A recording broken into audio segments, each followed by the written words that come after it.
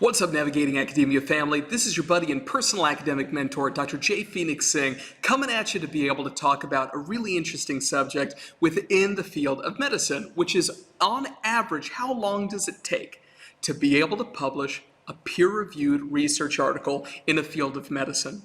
Now, this study was done by Singh and colleagues from the University of British Columbia, also known as UBC. And I thought that you may find it as interesting as I do, as somebody who's published over 90 articles and 4 books, and somebody who's really passionate about the medical research literature.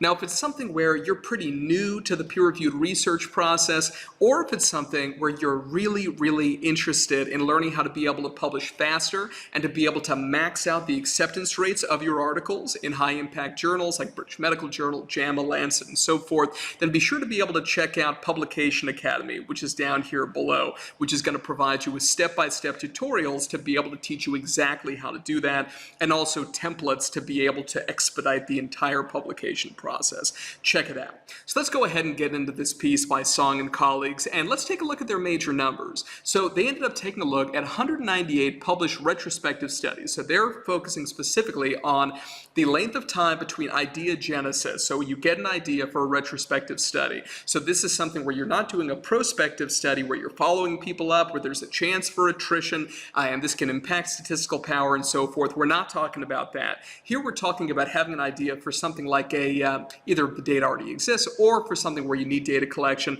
but it's something like a file record review, for example. All right, so from idea genesis all the way through to submission, how long is that process going to take? And the median answer in terms of hours is 177 hours. So if you think about an average working day being 8 hours, then that means that we're dealing here with about 22 working days, and there's 22 working days approximately in one calendar month. So we're dealing with that one calendar month here, okay? Now, obviously, let's say that you're not in research, you're in a different field, you're in literature, you're in art history, you're in psychology, you're in one of these other fields, right? Including complementary ones like behavioral health fields, counseling, social work, and so forth. This number is going to change, I guarantee it.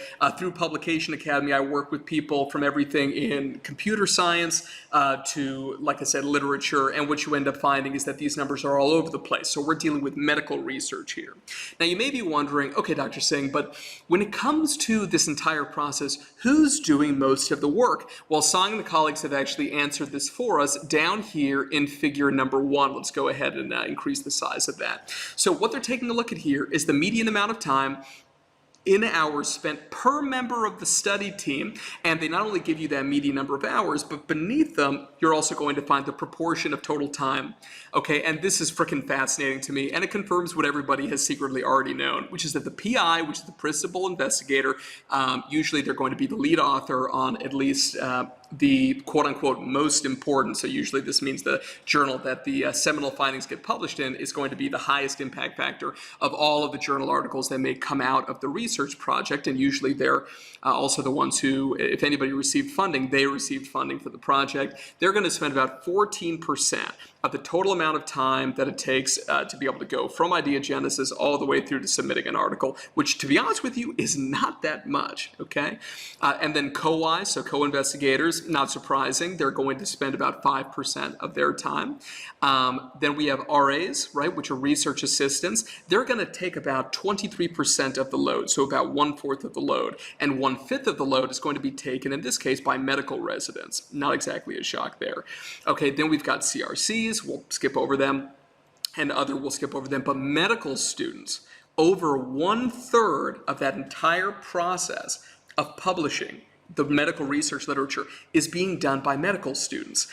Now, in terms of, I'm again not surprised, but when it comes to medical residents and medical students, my goal for them is always to, as somebody who's taught medical residents, specifically in forensic psychiatry, I can tell you that my goal has always been to be able to help them become conscientious consumers of the peer-reviewed research literature. But just like for, let me tell you, the overwhelming majority of fields, individuals who are not yet at that professorial level, or individuals who are not kind of at the top of medicine, even though they may be at something like a medical research institute or a medical research center, what you're going to end up finding is that still medical residents and students are going to be doing the bulk of the work when it comes to conducting these studies, doing the statistical analysis, writing up the manuscript, and so forth. A lot of people get really mad at this because they say, hey, wait a minute, if only 14% of the entire study process is being done by PIs, why do they get to be the first author on these pieces? And we can certainly talk about that in another video,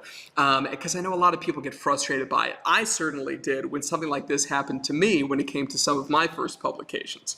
But we can talk about that another time. Now, figure 2 I also thought was really interesting in this article, and the name of the figure is time spent per component of a published retrospective study, median hours, and we'll go through this, right? And again, we have the number of hours, then we have the proportion as a percentage beneath each number. So let's go ahead and take a look. So first we have pre-study planning, right? About 12% of the total amount of time is spent on this. Maybe like 2.5 days worth of work is what we're looking at. Then the literature review. No shock here, this is going to take quite a bit of time, right? Ethics application is a pain in the butt, but it's absolutely necessary for the preponderance of retrospective studies. And so in this case, but the good news is that in some cases where we're not dealing with vulnerable populations, so for example, let's say there were dealing with previously published survey data that's on an open data set, for example, right? In a case like that, oftentimes IRB approval, so ethics board approval, can be waived, right? So next, data collection. Not a shocker, this takes the longest amount of time, and this is about 1/4 of the entire amount of time to be able to conduct a research study. Then we've got data analysis, again, a few days on that. The cleaner the data is, and this has to do mostly with pre-study planning and data collection, the cleaner that data is, the less time statistical analysis is going to take. And then manuscript preparation. Now, I was kind of surprised, to be honest with you, that this really, in terms of total amount of days, is really only about a week in terms of working hours, about 5 days. But if you've ever written peer-reviewed research articles before, you know that it's not something where you're just going balls to the wall all 8 hours of the day kind of writing this. This is something where actually doing the work, you're taking breaks all the time, it's exhausting, it's mentally strenuous, and so forth. So this usually is going to be spread out over the course of weeks, right? Same thing obviously when it comes to data collection. You're not sitting around just drilling out data collection for all of these 41 hours. No, you can probably double all of these numbers, to be honest with you, right? Just from my personal experience in different fields. Then obviously we have manuscript submission, so this is going to take, I'm surprised that it says 10 hours, right? Although sometimes in terms of these digital portals, it takes a long time, and getting information from your co-authors can be a real beast sometimes. And then finally, post-submission. So this obviously you've submitted, now you're getting peer reviewer comments, you've got galley proofs, in other words, page proofs. You've got to go through, sometimes you need to get additional information to be able to provide the publisher, doing AIFs, which are author information forms, to be able to do copyright transfers. These things all take time. So here we're dealing with about 9% of the process, which is 17 hours. Again, that one I'm not shocked by. So this is what I ended up finding. I thought it was really interesting, and definitely check the piece out. When I say it's a little bit old, right, it's from 2013, and you guys know how fast the peer-reviewed research literature moves. But I think that between 2013 and now, not a whole lot in terms of publishing has changed, other than things like data repositories. Open access model has really exploded, I would say. So we need to take those things into consideration. Arguably, in this day and age, if you want to do a study like this, you should also do some kind of a sensitivity analysis in terms of the types of journals that we're dealing with, okay? And like I said, these numbers are going to change per field, but I thought it was fascinating. So thank you guys so much for watching this video. Share it with your friends, colleagues, and students. Get in touch with me, right, via www.j, which is J-A-Y, Phoenix, like the city in Arizona, Singh, SINGH.com if you want more information and personal one-on-one coaching about how to publish your research literature. And if you want to get access to over 100 hours of step-by-step tutorials on how to publish research, check out the link below, which is publicationacademy.com. Thank you so much for watching. God bless you. See you in the next one. Peace.